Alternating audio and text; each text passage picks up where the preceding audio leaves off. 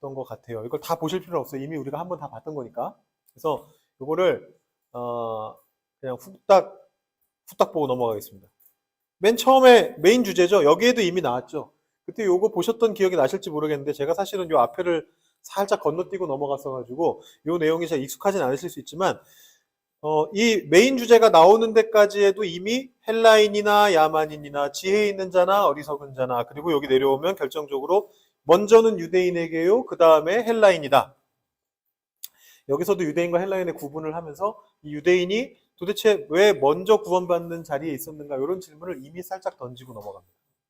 2장에서도 또 나오죠. 유대인과 율법의 관계에 대해서 왜 유대인이 율법을 알고 있는데 왜 구원받지 못하지? 라는 얘기를 쭉 합니다. 율법 얘기를 하려고 했지만 거기에서도 유대인 얘기를 계속 강조해서 얘기합니다. 2장 후반부에 또 강조되죠. 3장 초반부까지.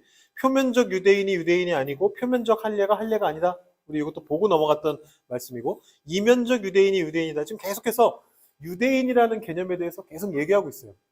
1장 8장에서도 아닌 것 같았지만 우리의 현실과 율법과 구원과 하나님의 의와 이 관계를 주로 얘기하는 것 같았지만 율법에 대한 설명, 구원에 대한 설명할 때마다 계속 유대인에 대한 관심이 바울은 계속 있었다는 거죠. 3장 후반부에도 또 나옵니다. 유대인의 하나님이시냐? 이방인의 하나님은 아니시냐? 이방인의 하나님도 되신다. 이방인의 하나님을 강조하고 있지만 이 질문이 계속 나오고 있어요. 유대인의 하나님이시지 않을까? 할례자의 하나님이시지 않을까? 4장은 사실 전부 다죠. 왜냐하면 아브라함에 대한 얘기니까. 아브라함이 바로 유대인의 조상이니까. 근데 제가 요런 얘기만 뽑아놨는데 할례에 대한 얘기, 뭐 이런 얘기만 뽑아놨는데 4장 전체가 전부 다 유대인에 대한 관심이에요.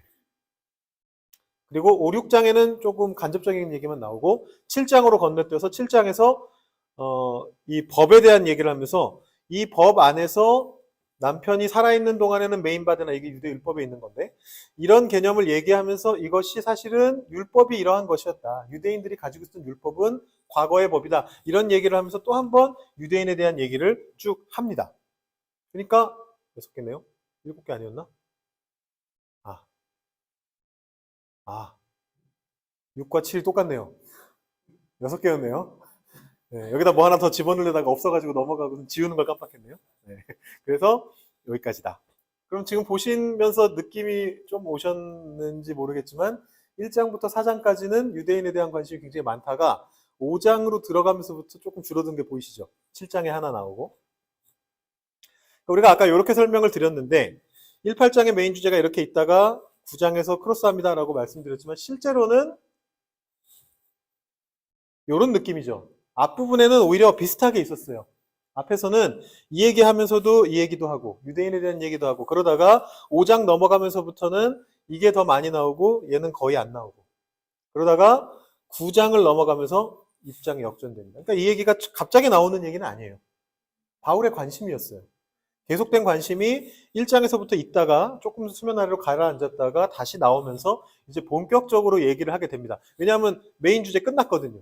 일단 끝났거든요. 일단 우리의 현실이 그러하고 죄된 현실이 그러하고 하나님의 의가 우리를 구원한다까지 얘기를 했는데 그리고 나서 보니까 지금까지 유대인과 헬라인을 계속 얘기해 왔는데 유대인이 먼저 구원받을 것처럼 보여졌었는데 왜 유대인은 구원받지 못하죠? 계속 율법은 문제가 있다 이런 얘기를 했으니까 유대인은 구원 못 받는다 이런 얘기를 했으니까 거기에서 본인의 관심사가 나오기 시작하는 겁니다. 첫 번째 바울의 고뇌가 느껴지는 1절부터 5절까지인데 제가 14절도 넣어놓긴 했는데 1절에서 3절까지가 제일 중요하죠. 뭐라고 얘기하느냐 하면 나에게 큰 근심이 있다. 마음에 그치지 않는 고통이 있다. 굉장히 세게 말하죠. 그리고 나는 지금 예수 안에서 참말을 하고 있다. 이건 진짜 진심입니다. 진짜 진심입니다. 그거죠. 예수님까지 들먹이면서 나는 지금 정말 진짜로 하는 말인데 진심으로 하는 말인데 나한테 근심이 있고 마음에 그치지 않는 고통이 있습니다. 그걸 심지어 성령 안에서 요 표현 어디서 보신 것 같지 않으세요? 성령 안에서 나와 더불어 증언한다. 8장에 나왔었잖아요. 바로 8장에 핵심 얘기하면서 그리스도의 사랑으로부터 우리를 끊을 수 없다라는 얘기를 하면서 했던 얘기가 성령께서 내 안에서 나와 함께 더불어 증언하신다는 얘기를 했는데 지금 바울이 자기 패러디를 하고 있는 거죠. 네, 자기 패러디를 하고 있는 거예요. 그 얘기를 끌고 왔어요. 정말 진심이다 그 얘기죠. 예수님도 끌고 오고 성령님도 끌고 오고 자기가 했던 그 핵심적인 멘트를 다 끌고 와서 하는 말이 뭐냐면 나한테 근심과 고통이 있는데 그것은 내 친척 유대인이 구원받았으면 좋겠는데 못 받을 것 같아. 차라리 내가 끊어줘도 되겠다. 요것도 자기 패러디죠. 방금 8장에서 얘기했죠. 그 무엇도 그리스도의 사랑으로부터 끊을 수 없으리라 해놓고서 본인이 자기 말로 얘기하는 거예요. 하지만 내가 저주받아서 그리스도로부터 끊어질지라도 괜찮다. 수사법이에요. 네. 나쁘게 말하면 말장난이지만 말장난이라기보다는 수사법이에요. 자기가 했던 중요한 얘기들 다 하면서 하는 얘기가 나는 유대인의 구원에 대해서 하나님께 질문이 있다. 이 딜레마를 나는 해결하고야 말겠다라는 고뇌가 있죠. 나중에 14절 가면 얘기하거든요. 그런즉 우리가 무슨 말을 하리요? 하나님께 불의가 있느냐? 그럴 수 없느니라. 사실은 이 말의 의미는 그런 뜻이죠. 아무리 봐도 하나님께 불의가 있는 것 같다. 그런 뜻이죠. 네. 이게 지금 자기 자신을 설득하려고 하는 거잖아요. 네. 내가 보기에는 문제가 지금 되게 심각해. 왜냐? 유대인이 구원을 못 받으니까. 나도 유대인인데. 내가 유대인인데 지금 이방인들은 지금 바울이 사역을 하고 있는 중이잖아요. 바울이 이방인의 사도라는 별명을 갖고 있었던 사람이란 말이에요. 다른 사도들은 유대 중심으로 활동을 했는데 바울은 초반부터 안디옥에 가가지고 거기서 활동을 했어요. 그리고 그곳에 있는 이방인들을 향해서 이제 자신의 그 사역을 했습니다. 이런 생각이 들 수 있죠. 자기는 이방에 가서 이방 땅에서 이방인들 대상으로 사역해 놓고서 왜 유대인에 대해서 걱정해? 라는 생각이 들 수 있는데 이미 이 시점에는 유대인들이 다 디아스포라로 퍼져 있었던 시기입니다.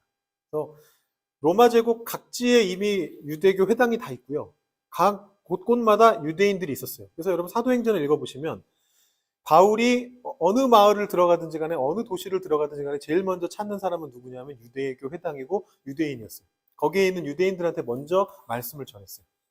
근데 받아들이는 사람도 있었지만 극소수였고 루시아 같은 사람 받아들이는 사람 굉장히 극소수였고 그 후에는 이방인들만 받아들이고 실제로는 유대인들은 거의 다 그걸 거부한 거죠. 거의 다 거부한 거예요. 그러니까 자기의 사역 속에 있는 고뇌예요. 나는 유대인들이 구원받았으면 좋겠는데 그래서 나는 가는 곳곳마다 유대인들한테 먼저 말을 거는데 유대인들은 받아들이지 않는다. 왜 이러지? 왜 이럴까? 하나님께 불의가 있는 것 같이 느껴진다 이거죠. 사실은 그 얘기죠. 그럴 수 없느니라라고 얘기했지만 사실은 속에 그 의문이 있는 거죠. 하나님이 왜 이러시는 거지? 유대인이 원래 먼저 구원받았던 존재인데 왜 그러시는 거지? 라는 질문이 있는 거죠. 근데 그게 우리에게도 있는 질문이에요. 그죠? 누굽니까? 아, 이순신 장군. 바로 아시네요? 어떻게 알아보셨죠? 광화문에 있는 동상이죠? 근데 저 이렇게 얼굴 클로즈업 한 거는 처음 봤어요. 이렇게 생겼는지 저도 처음 봤는데, 하여튼 뭐 느낌만 봐도 벌써 칼 이렇게 옆으로 긴 칼 옆에 차고, 옛날 이순신 장군 시죠. 긴 칼을 옆에 차고 깊은 씨름하던 차에 뭐 안 보셨습니까? 잘 모르십니까? 이순신 장군이 지은 시가 있습니다. 하여튼 긴 칼 이렇게 옆에 들고 있으면 이순신 장군이죠. 여러분들이 모르실 줄 알고 이 동전도 준비했는데 100원짜리 동전. 이순신 장군. 이때는 요 모자 쓰고 있네요. 이순신 장군이 구원받는가? 제가 이순신 장군에 대해서 좀 알아봤었어요. 예전에 제가 그런 거 되게 좋아하거든요. 잡지식 긁어 모으는 거. 막 상식 갖다가 긁어 모으는 거 되게 좋아하는데 그래서 이분에 대해서도 완전히 무슨 학문적인 역사적인 연구까지는 아니어도 뭐 구할 수 있는 자료들을 다 찾아가지고 읽어보고 그랬었는데 진짜 성웅이라는 말이 맞대요. 이제 이분을 부를 때 이순신을 부를 때 우리가 앞에 붙이는 말이 성웅이에요. 그냥 영웅도 아니고 영웅 이순신도 아니고 성웅 이순신이에요. 성이 성스럽다는 뜻이잖아요. 진짜 성인 궁자보다 더한 삶을 살았더라고요. 이분이 살아갔던 그 모습을 보면 거의 윤동주 시인의 조선시대판 같아요. 그 감수성이라든가 이분이 장군이잖아요. 장군으로 이제 그 외적을 무찌른 것만 우리가 생각을 하지만 실제로 뭐 써놓은 난중일기 책을 읽어보든가 이분이 쓰신 책을 읽어보든가 아니면 이분에 대한 다른 자료들을 읽어보면 거의 삶이 거의 진짜 성인이에요. 무슨 장군께서 이러실까? 감수성 예민하시고 이런 분이 구원을 못 받는 건 좀 그렇지 않아요? 네, 막장으로 산 것도 아니고 너무 성인으로 사신 데다가 나라를 구하는 어마어마한 공을 세우셨는데 이런 분이 구원을 못 받으신다면 우리에게도 질문이 생길 것 같아요. 바울과 같은 질문이 생길 것 같아요. 사실은 조금 다른 얘기긴 해요. 사실은. 네, 제가 그냥 여러분들께 한번 생각해 보시라고 이렇게 한 거지만 사실은 좀 다른 얘기긴 해요. 왜냐하면 이분은 예수님에 대해서 들어보신 적이 없으니까. 아예. 유대인들은 들었는데도 거부한 거고 조금 다른 케이스긴 합니다. 근데 지금 바울이 왜 이런 질문을 가지고 있느냐를 우리가 이분을 통해서 생각해 볼 수는 있는 거죠. 네. 어? 이분이 단지 예수님의 이름을 들어보지 못했다는 이유로 구원을 받지 못해? 하나님께서 좀 불의하신 거 아닐까? 그건 좀 문제가 있는 거 아닐까? 라는 생각이 우리에게도 든단 말이에요. 바울에게는 그게 더 크게 든 거죠. 하나님을 먼저 알았고 율법을 따라 살려고 그렇게 노력했고 근데 그 유대인이 도대체 왜 하나님의 구원 계획에서 밀려났는가? 나는 이렇게 마음이 끊어질 정도로 아픈데 라고 얘기하고 있는 거죠. 그러면서 이제 본인의 논지를 전개해 가는데요. 첫 번째 논지는 뭐냐 하면 아브라함의 후손이라고 해서 다 구원받는 것은 아니다 라고 얘기를 하기 시작합니다. 이게 사실 두 가지 얘기가 번갈아 나와요. 하나는 뭐냐 하면 방금 얘기한 대로 유대인이라고 해서 다 구원받는 건 아니다. 성경에 이미 나와 있다. 예를 들어 보면 아브라함의 후손, 유대인은 자기가 아브라함의 후손이라고 그러잖아요. 아브라함의 후손 중에는 이삭도 있고 이스마엘도 있어요. 근데 여기서 누구만 구원됐어요? 이삭만. 왜요? 이삭이 뭘 잘해서? 이제 이 9장 6절 18절 읽어보시면 그리고 창세기 말씀 읽어보시면 아시겠지만 처음부터 이삭이었죠. 하나님이 처음부터 태어나기 전부터 아브라함에게 너에게 약속의 아들을 주겠다. 그 아들을 통해서 내가 이 땅에 구원을 이루겠다. 너에게 사람들을 주고 아이들을 주고 자녀들을 주고 후손들을 주고 그 사람들이 나를 믿게 만들겠다라고 약속했던 아들은 이삭이었어요. 이스마엘은요. 아브라함이 그 약속을 살짝 긴가민가 했을 때, 그죠? 살짝 긴가민가 했을 때 얻은 아들이죠. 다른 경로로. 하나님이 약속하신 사라를 통한 것이 아니고 다른 종 하가를 통해서 얻었던 사람이 이스마엘입니다. 저는 히브리서 읽을 때마다 항상 그 생각을 해요. 히브리서에 보면 믿음의 조상으로 아브라함을 늘 얘기하는데 정작 창세기를 보면 별로 믿음의 행보를 보이지 않았거든요. 이 아브라함이. 예전에 브릿지에서 제가 처음 부임하자마자 2018년도에 창세기의 발견 2라고 하는 책을 하고 있었는데 그때 막 그 다음에 아브라함은 막 나오고 있었어요. 그때 당시에 리더들하고 저하고 리더 모임하면서 맨날 했던 얘기가 그 얘기였어요. 별로 믿음의 조상 같지 않은데? 하는 짓을 보면 별로 안 그런데? 막 애굽으로 내려가질 않나? 기근 들었다고 애굽 내려가지 않나? 막 그러면서 얘기를 했었는데 어쨌든 그 존재가 이스마엘이죠. 근데 구원은 이쪽으로. 이삭에게서 아이가 둘 태어납니다. 리브가를 통해서. 이번에는 아브라함이 잘못한 거라도 있었는데 이때는 아브라함이 약속을 믿지 않고 사라를 통해서가 아니라 하가를 통해서 이스마엘을 낳았으니까 여기는 아브라함이 잘못한 거라도 있었는데 에서는 뭘 잘못했나요? 이삭은 뭘 잘못했나요? 같은 리브가에서 난 쌍둥이입니다. 근데 하나님이 큰 자가 작은 자를 섬기리라 하면서 야곱을 선택하셨죠. 태어나기도 전부터. 바울이 이제 그 내용을 가져오면서 얘기하는 거죠. 아브라함과 이삭과 야곱만 구원을 받은 것은 무슨 이유냐? 하나님의 주권과 자비에 의한 것이다 라고 얘기를 합니다. 어디까지나 이것은 하나님의 주권에 의한 것이다. 근데 그것이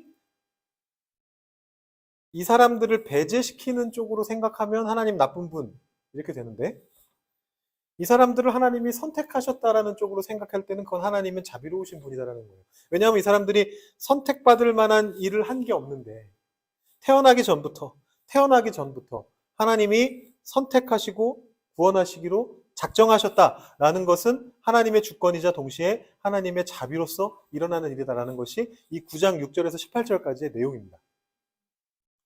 18절까지 내용. 아직 잘 받아들이시기 힘드신 것 같은 표정을 짓고 계신 분들이 계세요. 네. 그렇죠? 일단 한번 넘어가 보겠습니다. 16절에 이렇게 얘기하죠. 그런즉 원하는 자로 말미암음도 아니요 다른 박질하는 자로 말미암음도 아니요 오직 긍휼히 여기시는 하나님으로 말미암음입니다. 개역개정판 번역이 직역인데 좀 무슨 뜻인지는 잘 감이 안 와요. 새번역이나 공동번역이나 또 카톨릭에서 번역한 성경은 훨씬 쉽게 번역해놨어요. 그러므로 그것은 사람의 의지나 노력에 달려있는 것이 아니라 하나님의 자비에 달려있습니다. 그러니까 뭐 원하든 다른 박질하든 이런 거 다 상관없고 사람의 의지나 노력의 문제가 아니다. 구원은 하나님의 영역이다. 하나님의 자비에 달려있는 것이다. 하나님의 긍휼에 달려있는 것이다. 라고 바울이 얘기를 합니다. 두 번째로, 지금 유대인이 왜 구원받지 못하는가를 얘기하기 위해서 지금 그 중간 단계를 가고 있어요. 아브라함의 후손이라고 해도 하나님의 주권에 의해서 구원받는 자가 있고 구원받지 않는 자가 있다. 반대로 이방인이라고 해서 다 구원받지 못하는 것이 아니다. 구약을 기준으로 얘기하는 거예요. 지금 바울 시대가 아니고 바울은 지금 여기 9장부터 11장까지 쭉 읽어보시면 전부 다 구약 성경 인용이거든요. 제가 다 설명드리기가 힘들어가지고 다 제가 인용을 다 찾아오진 않았는데 앞으로도 계속 보시게 될 거예요. 호세아의 글에도 이르기를, 호세아서죠, 구약 성경. 내가 내 백성 아닌 자를 내 백성이라, 사랑하지 아니한 자를 사랑한 자라 부르리라. 너희는 내 백성이 아니라 한 그곳에서 그들이 살아계신 하나님의 아들이라 일컬음을 받으리라 함과 같으니라. 백성이 아닌 자를 백성이라고 하나님이 불러주시겠다라고 얘기하셨다는 거예요. 사실 이 본문은 문제가 있습니다. 바울이 얘를 인용했는데 호세아가 원래 의도했던 거하고 약간 얘기가 좀 다른 것 같아요.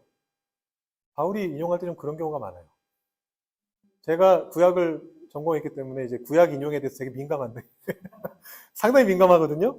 근데 예수님은 구약을 인용하실 때 되게 맥락에 맞게 잘 인용하신 경우가 많은데 바울은 조금 더 그 당시 히브리 사람들의 그 해석 방식을 그냥 가져와가지고 미드라시라고 하는 그 당시 그 랍비들의 해석 방식을 너무 그대로 가져와가지고 이게 이렇게 해석하면 안 될 것 같은데 라는 거를 갖다가 막 쓰는 경우들이 있어요. 근데 여기서도 보면 호세아의 글이 어떤 의미냐 하면 원래 백성이었던 존재거든요.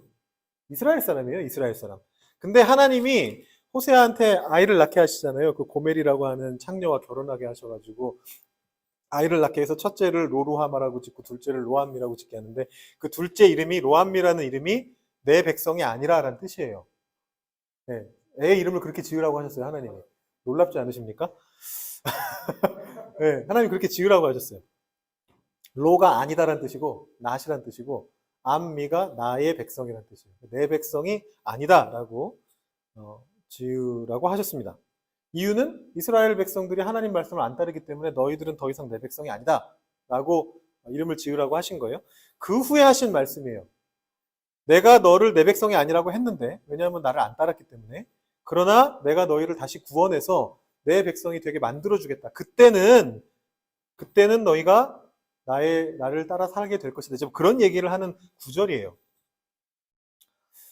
그러니까 사실은 이방인에 대한 얘기는 아닙니다. 그죠?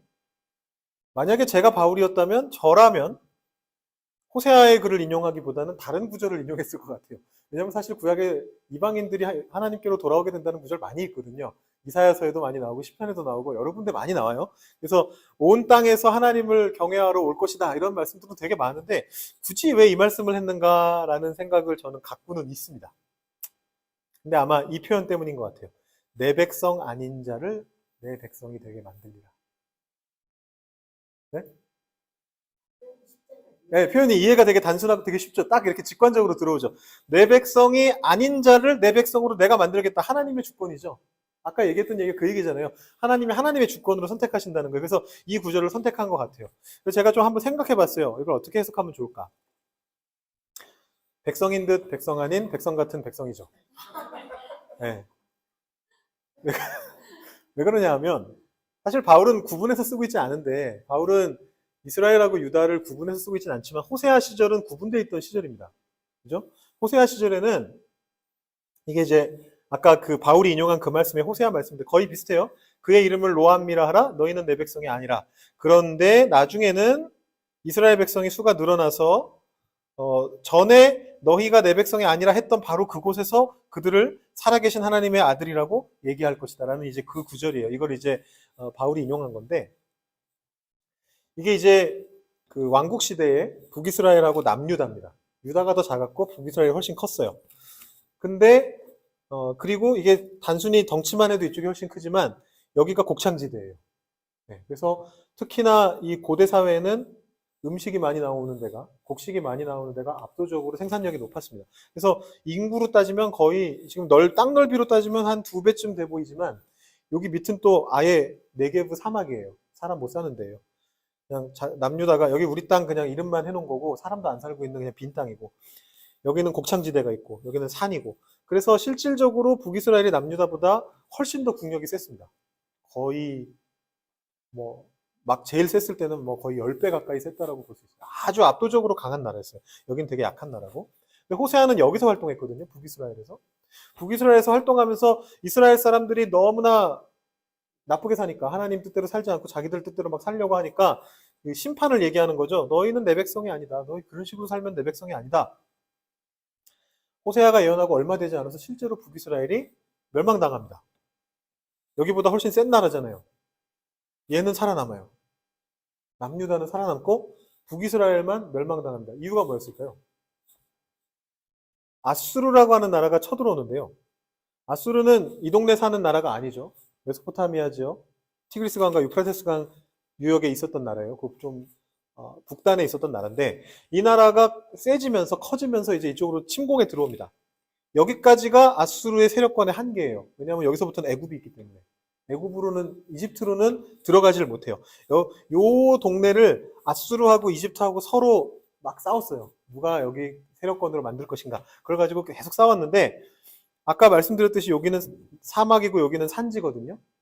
여기 요 정도까지가 산지고 여기는 곡창지대고 여기는 이제 바닷가 해안 평지 지역이에요. 군대가 이동하기 좋은 곳이에요. 북이스라엘이 멸망당한 이유는 간단합니다. 너무 좋은 곳에 살고 있었기 때문에. 남유다가 살아남은 이유는 간단해요. 정치적으로 얘기하면. 굳이 점령할 필요가 없는 곳이었기 때문에. 다 산이에요. 여기 다 산이고 여기 전부 사막이에요. 굳이 점령할 필요가 없었기 때문에. 아수르가 일로 쳐들어와가지고 북이스라엘을 다 멸망시키고 블레셋까지 멸망시키고 이만큼을 다 자기네 땅으로 가져가 버렸습니다. 암몬부터 요만큼만 살아남았어요. 이렇게 쳐들어왔습니다. 아수르가. 그러면서 여러분 아시는 이민 정책을 펼쳤죠. 아수르가 여기 살고 있었던 북이스라엘 사람들을 자기네 아수르로 데려가고 아수르 지역에서 살고 있었던 아수르 사람들을 일로 데리고 들어왔습니다. 그리고 혼혈 정책을 펼쳤어요. 그 혼혈 정책의 결과가 나중에 우리가 예수님 시대에 사마리아 사람들이 계속 배척받는 이유죠. 네, 사마리아 사람이 계속 무시당하잖아요. 유다인들은 우리는 순수혈통인데 얘네들은 아수르 사람들이나 혼혈당한 사람들이라서 이스라엘 사람이 아니야. 참 이스라엘인이 아니야. 얘네들은 하나님을 제대로 믿지도 않았고 중간에 이제 갈라지면서 좀 다른 신앙을 가지게 됐기 때문에 하나님을 제대로 믿지도 않았고 인종적으로도 더 이상 진짜 유대인이라고 말할 수 없는 사람들이야. 진짜로 내 백성이 아닌 존재가 된 거죠. 네. 호세아 시대에는 그런 생각을 하지 않았지만 이게 후대로 가면서 그렇게 된 거예요. 여기 살고 있었던 사람들은 하나님의 백성인 것 같지만 하나님의 백성이 아닌 존재였어요. 네. 그 존재를 향해서 하나님이 그러나 너희를 살아계신 하나님의 아들들이라고 불러줄 것이다. 내 주권으로 내가 구하는 그때에 라고 얘기한 거죠. 바울이 그것을 염두에 두고 인용했을지도 모르겠습니다. 이건 저의 해석입니다. 네, 제 해석입니다. 그 뒤에는 또 이사야서가 인용되는데 비슷한 내용이에요. 이사야는 원래 여기서 활동했던 사람인데 이때는 이스라엘에 대해서 예언했던 내용이거든요. 북이스라엘에 대해서 예언했던 내용인데 남은 자가 있을 것이다. 나머지는 다 멸망하고 남은 자만 돌아오게 될 것이다라는 구절을 바울이 또 한 번 인용하고 있습니다. 그러면서 이제 바울이 하고자 하는 것은 뭐냐면 어디로 진전을 시키느냐 하면 이방인 중에서도 구원받을 자가 있고 이스라엘 사람들 중에서도 구원받지 못할 자가 있다. 어디까지나 하나님의 주권에 의해서. 그 하나님의 주권이 무엇인가를 이제 설명하러 나가기 시작합니다. 여러분 아시는 토기장의 비유가 아까 거기서 나왔던 거고요. 근데 이제 이 하나님이 설명할 때, 바울이 이 하나님에 대해서, 주권에 대해서 설명할 때, 조금 특이하게 조금 돌아가는 부분이 있어요. 왜 이렇게 돌아가는지 저는 잘 모르겠지만, 일단 한번 바울이 설명한 대로 가보도록 하겠습니다. 이스라엘의 실수죠. 믿음을 의지하지 않고 무엇을 의지했다? 행위를 의지했다. 하나님께 열심은 있었어요. 열심은 있었는데 올바른 지식을 따르지 않고 하나님의 의를 모르고 자기 의를 세우려고 하였다. 하나님의 의와 자기 의. 어디서 봤습니까? 저희가 1장에서 봤던 내용으로 다시 돌아왔습니다. 그러니까 여기에서도 아까 그 1장에서 8장의 주제가 자명하고 있지만 이렇게 살아있는 거예요. 이렇게. 얘가 일로 내려왔는데 아직도 이 안에 들어있어요.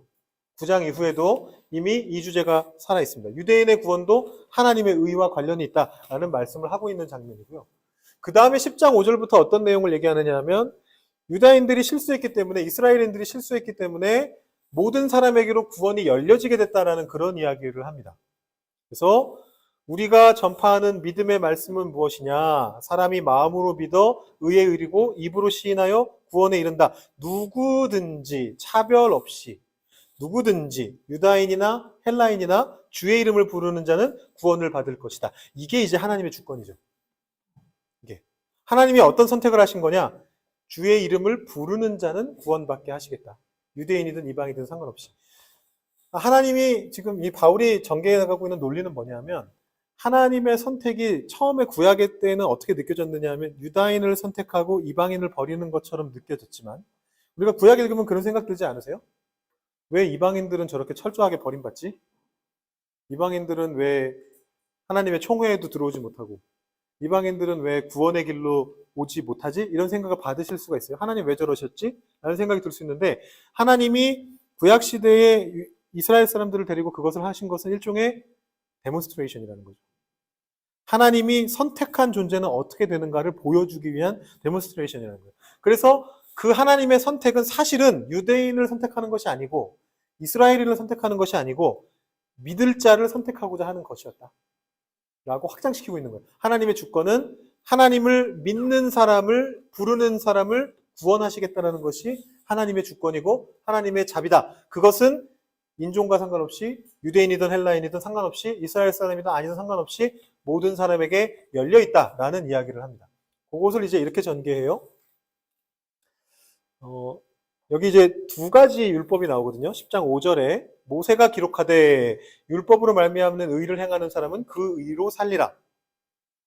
지금까지 바울이 했던 얘기랑 반대되는 얘기 같죠. 율법으로 말미암는 의를 행하는 사람은 그 의로 살리라. 요건 레위기 말씀이고요. 그 다음에 신명기 말씀을 다시 인용합니다. 그러나 믿음으로 말미암는 의는 이렇게 말하는데 이 부분이 조금 해석하기가 어렵습니다. 뭔 소린가 싶으셨을 거예요. 읽으셨을 때. 뜬금없이 내 마음에 누가 하늘에 올라가겠느냐 하지 말라 하니 올라가겠느냐 하면 그리스도를 모셔내리려는 것이요 혹은 누가 무저갱에 내려가겠느냐 하지 말라 하니 내려가겠느냐 하면 그리스도를 죽은 자 가운데서 모셔 올리려는 것이냐. 무슨 뜻입니까? 저는 처음 읽을 때 이게 무슨 말인가 싶었습니다. 이게 뭔 얘기지 뜬금없이? 구원이 모든 사람에게 임한다 얘기하는데 갑자기 하늘에 왜 올라가고 그리스도는 왜 모셔내리고 뭔 얘기입니까? 자기도 자기가 무슨 말 하는지 좀 헷갈렸죠. 그래서 얘기하죠. 그러면 무엇을 말하느냐? 그러면 무엇을 말하느냐? 자기도 말해놓고서 뭐 이해 못하겠다 싶은 거죠. 얘기하는 거죠. 그러면 무엇을 말하느냐? 말씀이 너에게 가까워서 너의 입에 있고 내 마음에 있다 하였으니 곧 우리가 전파하는 믿음의 말씀이다. 여전히 무슨 말씀인지 잘 모르겠죠. 그죠? 참 바울이 참 그래요. 네. 세번역이 훨씬 낫죠. 저도 그 세번역이었나? 가톨릭에서 번역한 거였나? 그거 읽고 나서 이해했어요. 무슨 말인지. 개혁개정판 너무 어려운 것 같아요. 바울이 두 가지 구약 말씀을 인용해요. 레위기 18장 5절하고 신명기 30장 12절에서 13절을 인용합니다. 근데 레위기 18장 5절은 이제 그런 내용이에요. 이 규례와 법도를 잘 지키면 그로 말미암아 살리라 라고 하신 말씀이에요. 레위기 18장이 우리 아는 그 동성애가 있는 그 구절이죠. 동성애 반대 구절이 있는 구절이죠. 거기에 서론이에요. 너희가 내 규례와 법도를 지키면 그것을 행하면 그 행함으로 살 것이다 라고 얘기했어요. 근데 바울이 뭐라고 얘기하느냐 하면 하였거니와 사실은 본 뜻은 뭐냐 하면 율법을 행하는 것이 아니고 신명기 30장 12절을 보시면 이렇게 나와 있다는 거죠. 이 내용이 이제 아까 여기서 인용한 거예요. 요거를 읽으시면 조금 이해가 됩니다. 신명기에서 뭐라고 얘기하느냐면 앞에 내용을 보셔야 되겠군요. 앞에 거가 되겠군요. 11절에서 뭐라 얘기하느냐면 내가 오늘 너에게 명령한 이 명령은 내게 어려운 것도 아니고 먼 것도 아니라 이게 배경이 있어야 이해가 되는 거예요. 모세가 지금 하나님의 명령을 얘기하고 있는 건데 모세가 이스라엘 백성들한테 얘기해요. 내가 지금 너희들한테 율법을 줬지. 이 율법은 어려운 것도 아니고 멀리 있는 것도 아니고 바로 내 마음속에 있는 거야 라고 얘기를 하고 있는 중이에요. 네. 그러면서 얘기하는 거예요. 하늘에 있지 않아. 이 명령은 하늘에 있지 않아. 누가 이렇게 얘기한다는 거예요? 누가 우리를 위해 하늘에 올라가서 하나님의 명령을 우리에게로 가지고 와서 우리가 듣게 만들 것이냐, 그래서 우리가 행할 수 있게 해줄 것이냐 라고 누가 묻겠지만 의미 없어. 왜? 이미 하늘에 있지 않고 땅에 있으니까. 누가 또 이렇게 말할 거라는 거예요? 바다 밖에 있는 것이 아니니 우리를 위해 바다를 건너가서 하나님의 명령을 우리에게 가져와서 우리가 들려 행하게 하랴 할 것도 아니라 그럴 필요 없다는 거예요. 왜? 율법은 멀리 있지 않으니까. 모세가 줬으니까. 그죠? 그래서 그 뒤에 뭐라고 얘기하느냐면 오직 그 말씀이 내게 매우 가까워서 너의 입에 있으며 내 마음에 있은즉 내가 이를 행할 수 있으리라. 이 내용을 알아야 로마서 말씀이 이해가 됩니다. 이걸 안다는 전제하에서 바울이 아까 그 말을 쓴 거예요. 모르고서는 아까 저희처럼 돼요. 벙쪄요. 이게 뭔 말이지? 갑자기 이게 왜 나오지? 이렇게 될 수밖에 없어요. 근데 요거를 알고 있는 사람이 이해할 거라고 생각한 거고 사실은 이 당시에 유대 그리스도인들은 알았던 거죠. 신명기 말씀을 달달 외우고 달았으니까. 알고 있었던 거예요. 요 표현을 알고 있었던 거예요. 하늘에 있는 것이 아니고 하늘에 올라갈 필요도 없고 땅 속으로 내려갈 필요도 없다. 그것은 하나님의 말씀이 우리 옆에 있기 때문에 가까이에 있기 때문에를 말하는 관용적인 표현이라는 걸 이미 알고 있습니다. 그것을 안 상태에서 이걸 읽으면 이제 이해가 되는 거예요. 근데 이제 바울은 사실은 여기서 약간 자신의 해석을 덧붙입니다. 모세는 어떤 의미로 얘기했느냐 하면 내가 너희들에게 율법을 가져다가 줬으니까 모세가 그 시내산 꼭대기에 올라가가지고 하나님께 율법 받았잖아요. 그 율법을 가지고 와서 내가 너희들한테 갖다 줬지. 이제 이걸 찾으려고 어디 갈 필요 없어. 이걸 지키면 돼. 라고 얘기하는 게 모세의 말입니다. 근데 바울은 지금 그걸 어떻게 해석하고 있느냐 하면 모세가 하늘에 올라갔다 온 건 아니잖아. 하늘 근처까지는 갔지만. 그러니까 그 시내산 꼭대기가 그때 당시 사람들이 생각하는 기준으로 보면 하늘 바로 밑인 거예요. 그 출애굽기 말씀에 보면 그런 표현이 나와요. 모세가 장로들 데리고 올라갔더니 그 밑에 하나님의 보좌가 있었고 하나님의 보좌에 그 발치를 그 사람들이 보면서 거기에서 잔치를 즐기고 먹고 마시고 즐기고 내려왔다. 하나님이 그 산 위에 하늘 위에 이렇게 앉아 계시는 모습을 묘사하는 장면이 나오는데 이 출애굽기 모세 당시 사람들이 생각할 때 모세는 하늘에 올라갔다 내려온 거예요. 근데 바울이 볼 때는 그렇지 않다는 거예요. 하늘에 진짜 올라간 분은 누구냐? 그리스도라는 거죠. 그리스도라는 거죠. 모세는 하늘 근처까지만 갔었죠. 그러니까 율법은 바울이 생각하는 거죠. 율법은 물론 모세가 하나님께 받아서 이스라엘 백성들에게 갖다 준 것이긴 하지만 모형일 뿐이고 실제로는 그것을 실제로 하신 분은 모세가 예상하고 있었지만 그것을 실제로 한 분은 누구냐면 그리스도라는 거예요. 그리스도께서 하늘에 올라가셔서 율법을 이미 가져오셨고 새로운 율법을 그리스도께서 죽은 자들 가운데 내려가셨다가 올라오시면서 가져오셨다라는 거예요. 율법을 딴 데 가서 찾을 필요 없다는 거예요. 오직 그 말씀은 그리스도를 믿는 믿음 안에서 생기게 된다라고 얘기합니다. 그래서 여기서 성육하신 하나님의 말씀이라는 표현을 제가 썼는데 여러분 뭐 잘 아시는 내용이죠. 예수님이 바로 성육하신 하나님의 말씀이죠. 방금 그 말씀인데 신명기 마지막 말씀이 14절 말씀인데 말씀이 내게 가까워 내 입에 있으며 내 마음에 있다 했으니 곧 우리가 전파하는 믿음의 말씀이라. 전파하는 믿음은 무엇이냐? 이 말씀이고요. 전파하는 말씀은 무엇이냐? 예수를 주로 시인하라. 예수님을 믿으면 구원을 받을 것이다. 왜? 예수님이 다녀오셨으니까. 요한복음 말씀이죠. 말씀이 육신이 되어 우리 가운데 거하셨다. 그것이 바로 예수님이다. 예수님이 우리에게 새로운 율법을 가지고 오셨다. 모세가 얘기했던 그것이 예수님을 통해 이루어졌다라고 말하는 것이 여기 바울이 10장에서 전개하고 있는 논리입니다. 그 뒤에 이제 여러분 잘 아시는 유명한 말씀이 나옵니다. 저도 새신자 모임 할 때마다 새신자부 양육할 때마다 이거를 말씀드렸고 또 여러분 혹시 사형리 책자 같은 거 갖고 다니시면 그래서 펼칠 때마다 나오죠. 사람이 마음으로 믿어 의에 이르고 입으로 시인하여 구원에 이르느니라. 누구든지 주의 이름을 부르는 자는 구원을 받으리라. 되어 있습니다. 자, 그래서 요거를 나눠서 생각하시는 분이 있어요. 마음으로 믿는 거와 입으로 시인하는 것을 따로따로 띄어서 생각하시는 분이 있어요. 일단 마음으로 믿어야 되고 그 다음에 입으로 고백을 해야 되는구나. 그래서 사형리 하실 때도 보통 어떻게 얘기하시느냐 하면 믿으시나요? 물어봐요. 자, 이렇게 이게 복음입니다. 핵심입니다. 예수님이 여러분을 위해서 이렇게 하셨습니다. 한 다음에 여러분 믿으세요? 그러면은 마음으로 믿는다고 얘기하잖아요. 그러면 이제 입으로 시인하셔야 됩니다. 꼭 하셔야 돼요. 성경 말씀에 그렇게 적혀 있으니까. 마음으로 믿고 입으로 시인해야 됩니다라고 적혀 있으니까. 근데 이 말씀은 아까도 보셨듯이 이 신명기 30장 14절 말씀 따온 거죠. 너의 입에 있고 마음에 있다. 말씀이 아주 가까이 있다라는 표현이에요. 거기서 가져온 거예요. 바울이 그걸 그대로 가져와 가지고 지금 얘기하는 거예요. 마음으로 믿어 의에 이르고 입으로 시인하여 구원에 이른다. 같은 말이에요. 마음으로 믿었는데 입으로 시인 안 할 수 없는 것이고 입으로 시인하면서 마음으로 믿지 않을 수는 없는 거예요. 동전의 양면같이 이것은 같은 거다라는 것이고요. 그래서 이것을 통해서만 구원을 받는 것이지 유대인인지 헬라인인지는 중요하지 않다 이거예요. 유대인이라는 이유로 무조건 다 구원받는 거 아니고 헬라인이라는 이유로 이방인이라는 이유로 무조건 다 구원 못 받는 것도 아니고 유대인이나 헬라인이나 차별 없이 예수님을 믿는 믿음을 가진 사람은 구원받는다. 그것이 하나님의 주권이고 하나님의 자비다라고 이야기를 합니다. 그리고 나서 이제 바울의 특기가 나오죠. 마무리 잘 지어놓고 다시 재시작하죠. 마무리 잘 되지 않았나요? 너무 깔끔하지 않나요? 여기서 더 이상 갈 필요 없을 것 같은데. 야, 다 구원받고 해.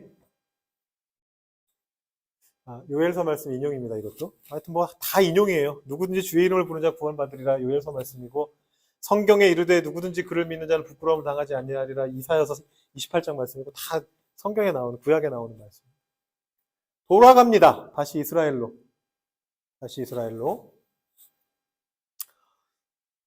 요 앞에 뭐 하나 더 준비했던 것 같은데?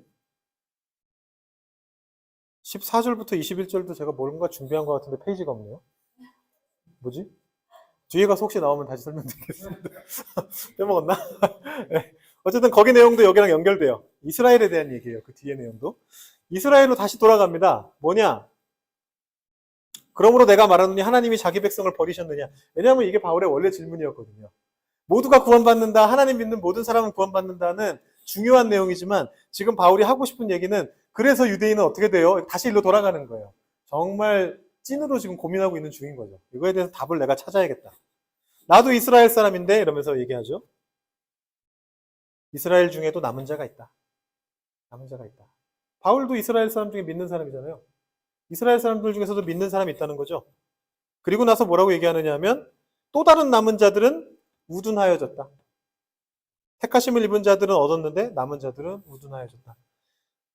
이스라엘 사람 중에서도 하나님을 믿는 남은 자가 생겼고 예수님을 믿는 남은 자가 생겼고 그러나 우둔한 더 많은 남은 자들이 생겨났다. 이야기를 합니다. 그리고 나서 하나님의 주권과 이제 겸손에 대해서 강조를 합니다. 그 자리를 누가 대신했느냐?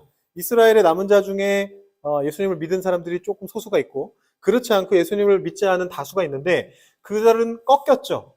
여기서 이제 감람나무 비유를 쓰는데 여기 그들은 꺾였습니다. 꺾이고 나서 그 자리에 누가 붙임을 받았느냐 하면 이방인이 붙여지게 되었죠. 그러니까 너희들은 겸손해야 된다 이렇게 얘기를 합니다. 왜? 유대인들 안 믿네? 유대인들 안 믿어가지고 저 사람들은 다 이제 예수님을 믿는 자리에서 떨어져 나가버렸네? 그러면 우리는 예수님을 믿어서 이제 구원받았으니까 우리가 이스라엘 사람보다 낫네? 요거를 조심하라는 거죠. 그게 아니라는 거죠. 이스라엘을 대신한 이방인이 그 자리에 섰지만 여전히 두려워해야 된다. 높은 마음을 품어서는 안 된다. 왜냐하면 하나님이 원래 있었던 가지들도 아끼지 않고 잘라버리셨으니까. 유대인들 지금까지 하나님이 선택하시고 사랑해 오셨던 유대인들조차도 잘라내셨다면 너도 함부로 하면 교만하게 살면 하나님의 주권을 생각하지 않고 겸손하지 않게 살면 하나님이 분명히 자르실 것이다 라는 이야기를 합니다. 너도 찍히는 바가 되리라 라고 그렇게 이야기를 합니다. 여기가 이제 최종적인 결론으로 거의 온 거예요. 네. 이제 지금 흐름이 대충 이해되세요? 유대인들은 왜 구원을 못 받죠? 왜 예수님을 거부하죠? 내가 이렇게 열심히 전도를 하는데 왜 이방 사람들만 받아들이고 정작 유대 사람들은 회당에 모이는 사람들은 예수님을 거부하죠? 그 사람들은 구원받지 못하는 건가요? 라는 질문을 던졌는데 그 질문에 대한 답이 조금 특이하게 나왔죠? 하나님의 주권이다.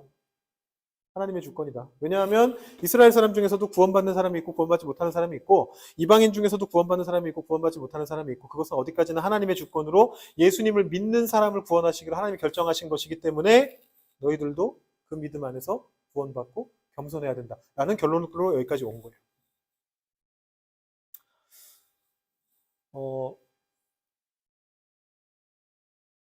여기에서 이제 감람나무 비유가 나오는데요. 이게 감람나무거든요. 혹시 올리브나무 보신 적 있으세요? 감람나무가 영어로 올리브 트리죠. 감람나무가. 네, 이게 감람이라는 말이 옛날 한자 요즘 잘 안 쓰는 말인데 감람나무가 올리브나무를 말해요. 그래서 이게 이스라엘에서 올리브나무를 접을 붙입니다. 접을 붙여요. 그래서 이 밑에 있는 것이 돌감람나무. 위에 있는 접붙인 게 참감람나무. 그래서 돌감람나무에서는 원래 열매가 돌감람이 나와야 되거든요. 그 뭐죠? 한국말에서 돌자가 붙으면 다 안 좋은 거예요. 돌대가리 말고. 돌대가리도 나쁜 건 맞는데, 돌대가리도 나쁜 건 맞는데, 그거는 이제, 머리가 돌 같다는 얘기고, 여기서 말하는 거는, 돌고래라던가, 돌고래의 돌은 작다는 뜻이긴 한데, 나쁘다는 뜻은 아니고 작다는 뜻이긴 한데, 돌자가 붙으면 뭐든지 진짜보다 조금 못한 그런 뜻이 돼요. 그리고 앞에 참자가 붙으면 무조건 그게 제대로 된 거, 진짜, 오리지널, 약간 이런 뜻이 돼요. 그래서 참감람나무랑 돌감람나무는 참대가리란 말은 없잖아요. 그죠? 네. 그거는 좀 다른 거고, 그건 조금 다른 거고, 참감람나무와 돌감람나무는 좋은 거, 나쁜 거 그런 뜻이에요. 근데 이 밑에 게 돌감람나무고 위에 있는 게 참감람나무입니다.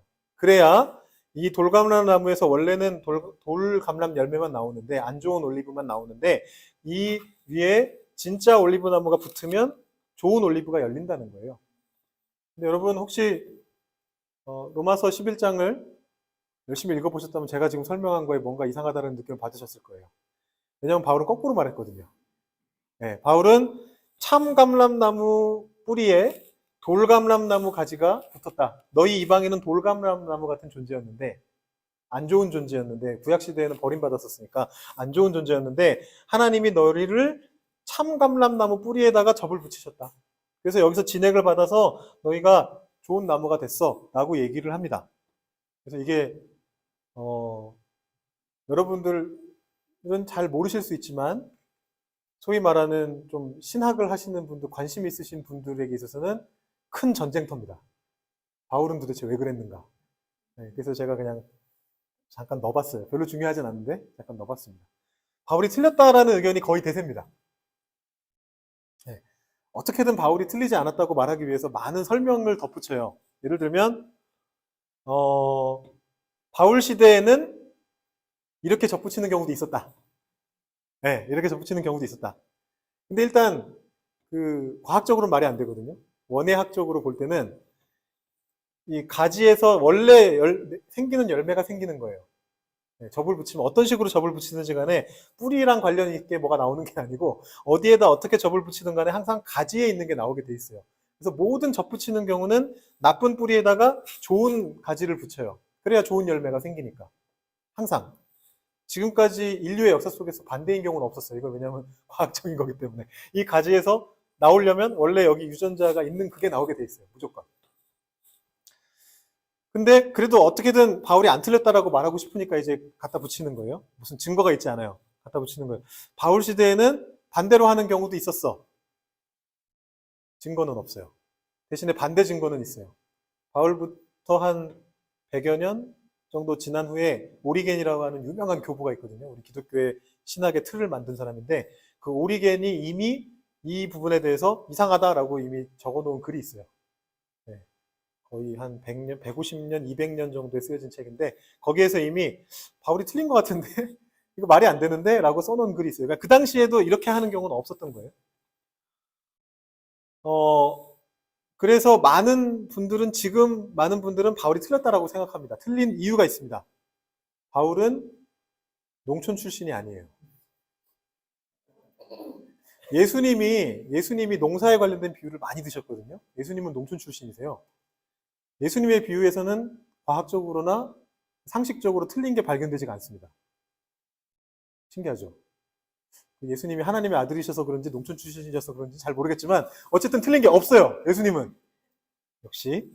근데 바울은 도시 출신이래요. 접 붙이는 거 어떻게 붙이는지 잘 모르는 거야. 그럴 수 있죠. 우리도 그냥 얘기만 듣고 아는 거잖아요. 아, 접 붙인대더라? 뭐 이렇게 한대더라? 얘기만 듣고 아는 거잖아요. 그러니까 바울도 접 붙인다는 개념은 알고 있는데 좋은 나무 가지를 나쁜 데다가 붙이는 걸 몰랐던 거죠. 아니면 헷갈렸던 거죠. 그래가지고 거꾸로 얘기를 했습니다. 참감람나무 뿌리에 돌감람나무인 너희 이방인이 붙었다. 그래서 참감람나무 뿌리로부터 진액을 받고 있다. 근데 사실 이게 과학적으로는 말이 안 되지만 비유로서는 딱 되거든요. 틀린 비유가 아니거든요. 정확한 비유예요. 왜냐하면 이방인이 그때까지는 버려졌으니까. 구약에서는 하나님께서 이방인을 구원하시지 않는다고 생각했으니까. 이 버려졌던 이방인을, 돌감람나무였던 이방인을 참감람나무 뿌리에 붙이셨다. 유대인들이 안 믿으니까 유대인들은 찍어버리시고 그 자리에 접을 붙이셨다. 너무 완벽한 설명이 됩니다. 우리가 그 성경 말씀에 대해서 이렇게 생각하기 쉽거든요. 성경 말씀에는 틀린 것이 단 하나도 없다. 없어야만 한다. 없다가 아니고 사실은 없어야만 한다죠. 네, 없어야만 한다. 그래서 사실은 거의 신화에 가까운데 그 신화를 지키기 위해서 제가 그런 책을 본 적이 있는데 저희 아버지도 그 책 갖고 계시더라고요. 옛날에 신학하실 때, 신학교에서 신학 공부하실 때 사신 건데 성경 난제 대백과사전이라는 사전이 있어요. 이만한 두께. 거기에 뭐만 적혀 있느냐 하면 누가 봐도 틀린 것 같지만 틀리지는 않은 그분 주장으로 누가 봐도 틀린 것 같지만 틀릴 수는 없는 그 내용을 어떻게든 설명해 보려는 내용으로 한 권을 채워놨습니다. 이만한 백과사전, 이따만한 책을 한 권을 거기다가 가득 적어놨어요. 난제라는 표현 자체가 그런 표현이거든요. 원래 성경 안에는 오류도 있어도 안 되고 모순도 있으면 안 되고 다 안 되기 때문에 해결하기 힘든 문제다. 어려울 난자를 써가지고 이 문제는 우리의 이성으로 해결하기는 좀 어려운 문제다라는 취지로 난제라고 붙여놨어요. 그래서 이제 그런 분들은 이걸 이제 어떻게든 설명하려고 하는 거죠. 아까 설명한 그 방식으로 설명하든지 아니면 뭐 또 다른 방식으로 설명하든지 뭔가를 갖다 붙여가지고 설명하려고 하는데 그럴 필요가 없습니다. 성경은 과학책이 아니에요. 애초에 과학이 중요해진 것은 19세기 이후부터예요. 네. 산업혁명 일어나고 과학이 중요하게 생각된 시기까지 간 다음이에요. 이 당시에는 과학이 중요한 것도 아니었고 하나님을 믿는 신학의 밑에 있는 학문이었어요. 정확히 맞출 필요도 없었을 뿐더러 맞출 이유도 없었습니다. 이 성경이 우리에게 주고자 하는 것은 뭐냐 하면 신앙의 원리죠. 구원의 원리예요. 이 성경의 말씀을 믿으면, 성경의 말씀을 따르면 우리가 하나님께 구원받을 수 있다는 것을 알려주기 위한 책이 바로 성경이고 그 성경의 목적에 이 바울의 감람나무 접붙이기 비유는 정확하게 부합합니다. 말은 안 되지만 올바른 비유입니다. 정확하게 설명하고 있는 중이에요. 그 비유의 핵심은 뭐다? 우리가 접붙여진 것이다. 원래 그럴 자격이 없지만 하나님의 주권에 의해서 우리가 접붙여진 것이다 라고 얘기를 하는 거죠. 하지만 끝나지 않습니다. 이것이 이제 바울이 세 장을 통해서 찾아온 답의 결론이 여기서 나오는데 드디어 신비를 발견하게 됩니다. 그 신비는 뭐냐? 이제 이유를 알았어요. 바울이 지금 이렇게 계속 고민하면서 도대체 이방인은 왜 구원되고 왜 유대인은 구원받지 못하는 것 같이 보이지? 이 상황이 뭐지? 생각하고 끝에 결론에 도달합니다. 그 결론은 뭐냐면 이 신비는 이방인의 충만한 수가 들어오기까지 이스라엘의 덜어는 우둔하게 된 것이다. 앞서 읽었던 이사서 말씀에서 남은 자들이 우둔하여졌다라고 얘기했잖아요. 이스라엘이 안 받아들이는 이유는 이방인을 위해서다.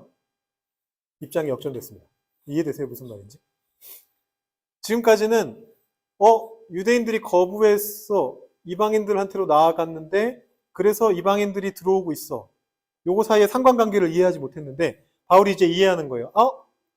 이방인이 믿기 시작한 이유는 이스라엘이 우둔하게 됐기 때문이구나. 이게 이제 인과관계가 생겨난 거예요. 이스라엘이 우둔하게 됨으로써 이방인이 충만한 숫자까지 들어오게 된다. 그래서 예전에는 이방인들이 순종하지 않았지만 이제는 이스라엘이 순종하지 않아야 하고 있기 때문에 거꾸로 긍휼을 입게 된다. 그래서 결론은 하나님이 모든 사람을 순종하지 않는 가운데 두셔서 모든 사람에게 긍휼을 베풀려고 하신다라는 결론으로 갑니다. 이 결론 조금 이따 설명드릴게요. 바울이 상상하는 거죠.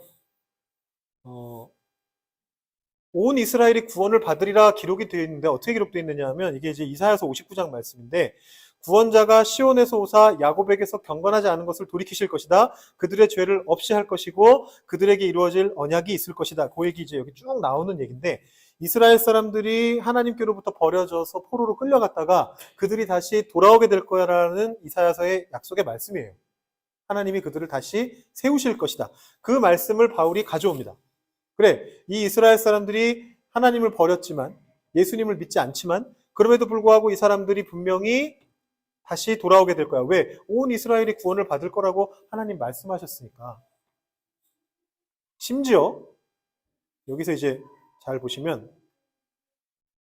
이게 20절, 21절인데 그 앞에 19절에 뭐라고 나와 있느냐 하면 이스라엘 사람들이 구원받을 때 어떤 일이 벌어지냐 하면 서쪽에서 여호와 이름 두려워하고 해돋는 쪽에서 그의 영광을 두려워할 것이다.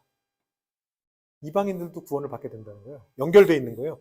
이 이스라엘 사람들의 구원과 이방인들의 구원이 연결되어 있다는 거예요. 그래서 이 내용을 통해서 지금 같이 묶어서 보는 거예요, 바울이. 아, 이방인만 구원받는 것이 아니고 그때 이스라엘 사람들도 구원받게 되는구나. 이스라엘 사람들이 구원받을 때 이방인들도 구원받게 되는구나. 그 내용을 여기다가 덧붙이고 있습니다. 그러면서 이걸 보게 되는 거죠. 여기 그 당시에 세계지도입니다.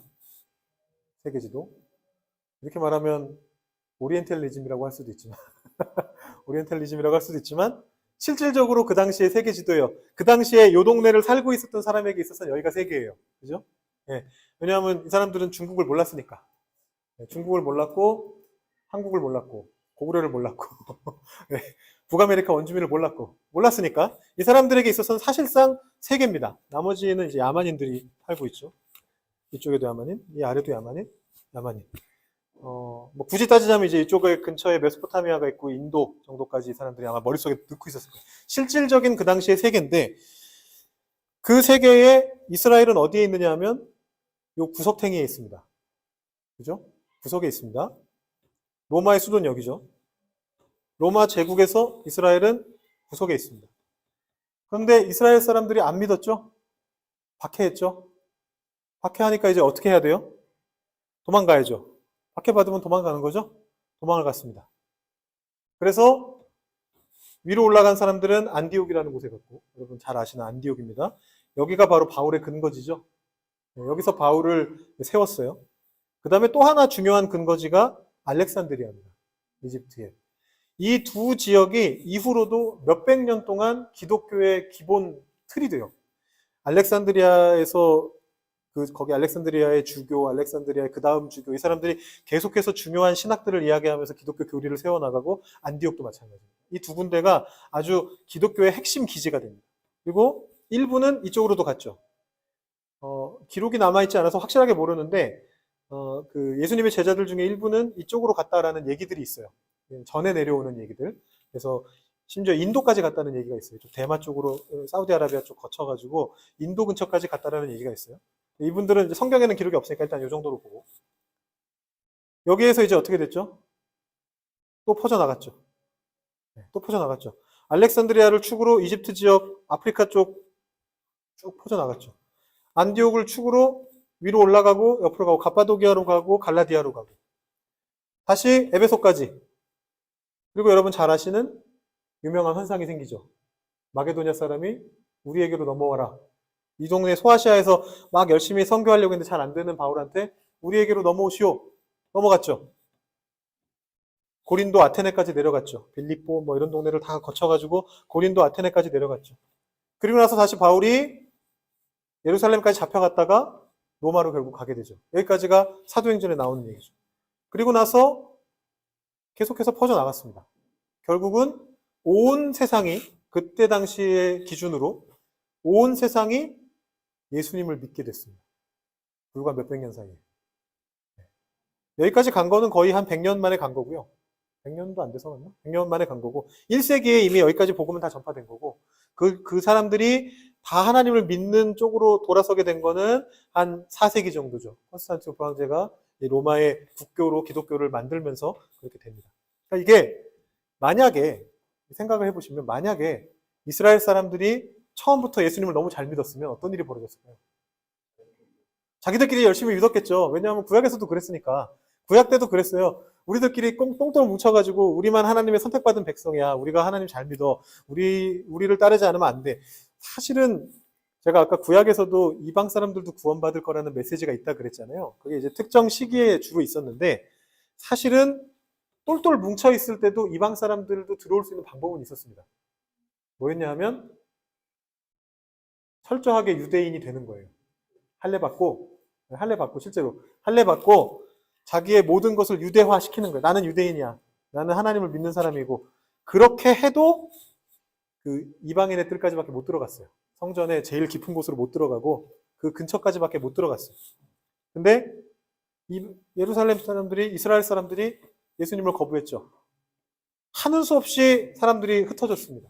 그 흩어진 사람들이 두루 다니며 사도행전 말씀이죠.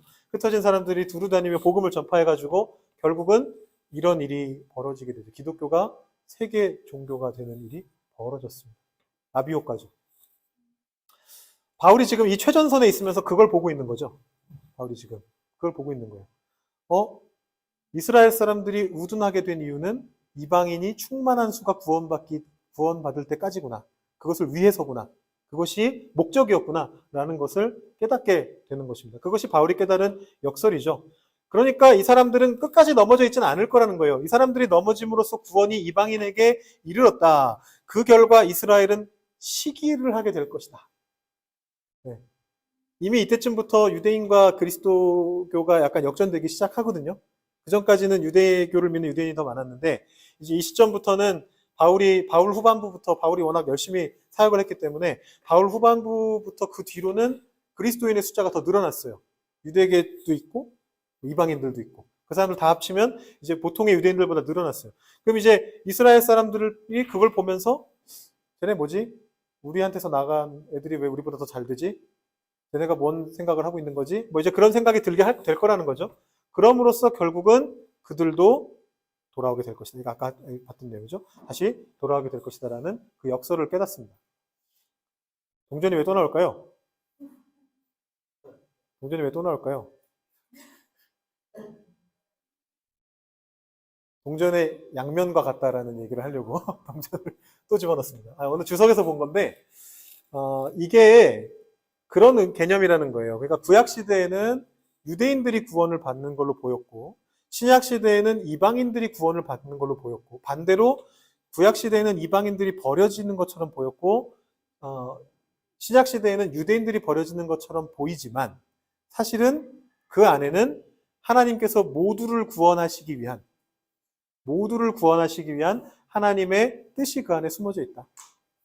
하나가 선택되고 하나가 버림받는 것처럼 보이지만 실제로는 거기서 일어나고 있는 일은 하나님께서 모두를 구원하시기 위해서 나머지를 참아주고 있는 구약 시대에는 유대인을 통해서 먼저 보여주시고 구원받는 것은 이런 것이다. 선택된다는 것은 이런 것이다. 그러나 이방인을 향해서 참고 계시고 반대로 신약 시대에는 이방인을 선택하셔가지고 그들을 구원의 길로 보내시고 그러나 유대인에 대해서는 참고 계신다라는 것이 바울의 해석이에요. 이게 사실은 9장부터 나옵니다. 제가 넣어놨는지 기억이 안 나네요. 막판에 PPT를 다시 정리하다가 빼먹은 것 같기도 한데 9장에도 나옵니다. 9장에 어떤 장면이 나오냐면 토기장이 그릇 비유인데요. 토기장이 그릇 비유에서 그런 얘기를 해요. 하나님께서 진노의 그릇을 만드셨는데 그리고 영광의 그릇을 만드셨는데 진노를 쏟아부어서 없애신다라고 표현을 안 쓰고 뭐라 그러냐면 오래 참으신다라고 적혀 있어요. 그러니까 이게 대조가 이렇게 돼야 되거든요. 원래는 이렇게 돼야 돼요. 하나님이 선택을 하셔. 하나는 구원받기로 선택하고 하나는 구원 못 받게 선택하셔. 그것을 지금 그릇으로 비유하고 있는 거잖아요. 그래서 구원받을 그릇은 영광의 그릇이고 이 구원받지 못하는 그릇은 진노의 그릇이다. 이렇게 이제 얘기를 했다면 그 결과는 어떻게 돼야 되냐면 진노의 그릇은 구원받지 못해야 되고 영광의 그릇은 구원받아야 돼요. 그게 정상적인 구분인데 바울은 뭐라고 얘기하느냐 하면 하나님이 진노의 그릇도 만드시고 영광의 그릇도 만드셨는데 영광의 그릇은 영광을 얻게 될 것인데 진노의 그릇에 대해서 하나님께서 진노하지 않으시고 참으신다. 오래 참으신다. 용납하신다. 라는 표현이 나옵니다. 그게 하나님의 목적이라는 거죠. 하나님이 선택을 하시는 것은 선택한 자만을 잘되게 하시려는 게 목적이 아니고 선택받지 못한 존재까지도 그 모습을 보면서 돌아오기를 기대하신다는 겁니다. 그래서 이제 마지막에 이런 결론이 나오는 거죠. 복음으로 하면 그들이 너희로 말미암아 원수된 자요 택하심으로 하면 조상들로 말미암아 사랑을 입은 자라. 유대인도 원래는 선택받았던 자였고 지금은 원수돼 있지만 그건 너희 때문이야. 하나님이 그렇게 결정하신 것뿐이야. 그러나 중요한 것은 하나님의 은사와 부르심에는 후회하심이 없다. 지금은 버려지고 있는 것처럼 보이지만 그러나 하나님은 반드시 그들을 부르실 것이다. 하나님이 모든 사람을 순종하지 아니하는 가운데 가두어 두심은 이유는 이것이다. 모든 사람에게 긍휼을 베푸시는 것이 하나님의 목적이다. 라고 그렇게 이야기를 하고 있는 것입니다. 제가 여기다 놔뒀는데 모르고 열심히 이렇게 설명을 했네요. 이렇게. 9장 22절에 나오죠.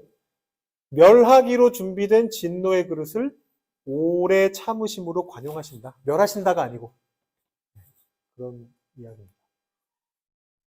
마지막에 이제 하나님의 지혜를 찬양하는 장면이 나오는데요. 바울의 특기 중에 하나죠. 바울, 제가 지난 시간에 한번 말씀드렸나요? 바울이 무슨 얘기하다가 그 예수님 이름 나오고 막 이러면 바로 찬양으로 건너뛴다고. 바울을 약간 머릿속에 찬양 주크박스가 있었던 것 같아요. 제가 그런 타입이라 제가 잘 아는데 이게 뭔가 막 이렇게 중요한 얘기 막 하다가 뿅 찬양 떠올라요. 막 해버려요 그냥. 약간 그런 타입이에요. 근데 이 찬양은 사실은 훅 튀어나온 건 아니고 결론이 맞아요. 아까 9장 5절인가도 보시면 영 문맥에 맞지 않은 찬양이 하나 툭 튀어나오는 장면이 있는데 그거는 진짜 주크박스로 튀어나온 거고 이거는 결론입니다. 자기가 거기까지 결론을 내린 다음에 하나님이 유대인을 완전히 버리시는 것이 아니구나. 유대인을 지금 버리는 것처럼 보이시는 까닭은 이방인을 구원하시기 위한 목적이 있구나 라는 것을 발견한 다음에 이제 이야기를 합니다. 깊도다 하나님의 지혜와 그 유명한 찬양이죠. 지식의 풍성함이. 누가 주의 마음을 알았겠느냐. 누가 주께 먼저 들여서 갚으심을 받겠느냐. 근데 사실은 약간 자기 자랑도 좀 들어가 있는 것 같죠. 나 그래도 요거 발견했어. 아무도 못하는데 누구도 찾을 수 없어. 누구도 못해. 근데 봤어? 이게 하나님의 신비야. 약간 지금 숨어 있어요. 살짝 숨어 있는 것 같은 느낌이 드는데 어쨌든 이런 찬양이 나올 수밖에 없겠죠. 거기까지 갔으니까. 자기가 고민하던 그리스도로부터 끊어져도 좋다. 내가 저주받아서 끊어져도 좋다. 나 지옥 가도 좋다는 뜻이잖아요. 나 지옥 가도 좋다. 라고 얘기하면서 고민하던 자신의 동족의 구원의 문제를 하나님이 그렇게 생각하고 계시는 거구나를 구약 성경 말씀을 그렇게 보면서 들여다보면서 그리고 자기의 실제 상황에서 부딪혔던 모든 문제들하고 그걸 다 동원해가지고 생각하면서 결론을 내리고 나서 보니까 이제 하나님의 신비를 엿보고 나서 보니까 이 찬양이 나오는 거죠. 이 신비는 정말 놀라운 거구나. 아무나 찾을 수 있는 것이 아니구나. 하지만 난 조금 찾았구나. 이렇게 하면서 이제 이렇게 찬양을 하는 그런 장면으로 마무리가 됩니다. 네, 여기까지가 9장부터 11장까지의 내용입니다.